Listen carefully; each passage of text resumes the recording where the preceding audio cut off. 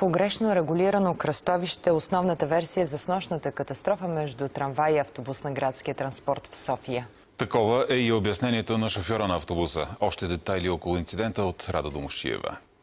Само 2 секунди има шофьорът на автобуса, за да изнесе 18-метровия рейс от кръстовището на Драган Цанков. Толкова държи жълтият светофар. Аз навлязох на зелено.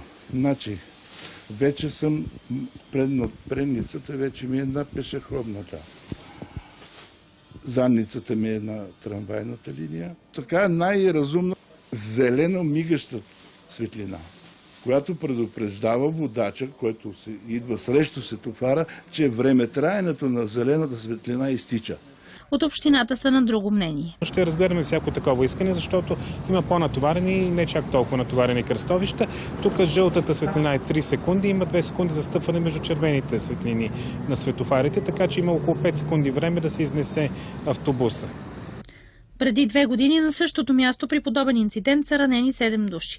От Пътна полиция още разследват снощния случай, но намекнаха, че шофьорът на автобуса има 12 акта. Самият той обаче уточни, че са само 5 и са направени за 40 години стаж. Пак е така, един колега пак от градския транспорт от 9-4 ме забърса.